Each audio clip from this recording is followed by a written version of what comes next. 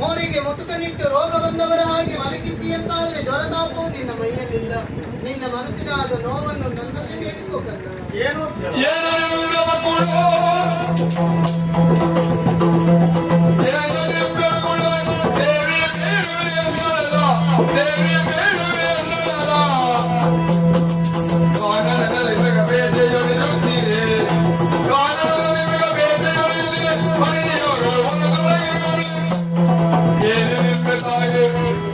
ಅಂತ ಹೇಳಲ್ಲಮ್ಮ. ಕಾಲಬಂಧದ ಅಕಾಲದಲ್ಲಿ ಈ ರೀತಿಯಾಗಿ ಮಲಗ್ತೇನೆ ಅಂತ ಆದ್ರೆ ರೋಗ ಬಂದವರ ಹಾಗೆ ಮಲಗಿದೆಯಲ್ಲ ಏನಾಗ್ತೀವಿ ಅಂತ ಪ್ರಶ್ನಿಸ್ತಾ ಇದ್ದೀರಿ. ರೋಗ ನನಗೆ ಬಂದದಲ್ಲ ತಾಯಿ. ರೋಗ ಬಂದವರ ಹಾಗೆ ನಾನು ಮಲಗ್ತೇನೆ ಅಂತ ಆದ್ರೆ ನನಗೆ ಬಲವಂತ ಉದ್ದೇಶ ಉಂಟು.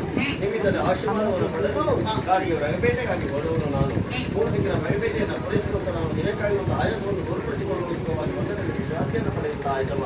ಆ ಸಂದರ್ಭದಲ್ಲಿ ಹೆಣ್ಣು ಮಕ್ಕಳ ಗುಂಪನ್ನು ಬಂದು ತಾಯಿ ಸೌಂದರ್ಯವತಿ ಹೆಣ್ಣನ್ನು ಕಂಡಾಗ ಗಂಡು ಮಕ್ಕಳು ಪ್ರಾಯಸಮರ್ಥರಾಗಿ ಹೋಗ್ತಾರೆ. ಅವರು ತಟ್ಟಿ ಹೋಗುವುದು ಆಕ್ಷೇಪವಲ್ಲ, ನನಗಲ್ಲ. ಹಾಗೆ ನಾನು ಆ ಕಡೆಯಿಂದ ನೋಡುವಾಗ ಅವಳ ಸೌಂದರ್ಯ ವಿಷಯಕ್ಕೆ ಮನಸೋತು ಹೋದೆ. ಅವಳಲ್ಲಿ ಹೋಗಿ ಮಾತನಾಡಿಸಿದೆ.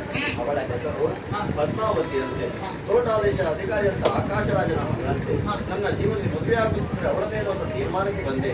ಹಾಗಾಗಿ ಮದುವೆ ಮಾಡಿಸ್ತೀಯಮ್ಮ.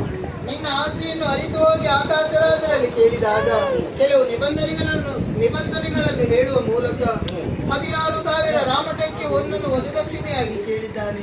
ಹಣಕ್ಕಾಗಿಯೇ ಹೋಗುವುದು ಮಗನೇ. ಆ ಬಗೆಯಾಗಿ ಯೋಚನೆಯನ್ನು ಮಾಡಬೇಡಿ ತಾಯಿ. ಸಾಲ ತೀರಿಸುವ ಬಗೆ ಹೇಗೆ ಮಗನೇ?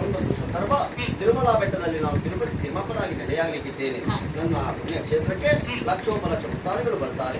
ಅವರು ಹಾಕಿರುವಂತಹ ಕಾಣಿಕೆಯನ್ನ ಸಮುದ್ರ ರಾಜನ ಮುಖೇನವಾಗಿ ಸಾಲವನ್ನು ತೀರಿಸುತ್ತೇನೆ. ಆದಷ್ಟು ಬೇಗ ಈ ಮನೆಯಲ್ಲಿ ಶ್ರೀನಿವಾಸ ಹಾಗೂ ಪದ್ಮಾವತಿಯರ ಕಲ್ಯಾಣ ನಿಷ್ಠೆ ಹಾಗೂ ಹಾಗೆ ಮಾಡಿಕೊಂಡು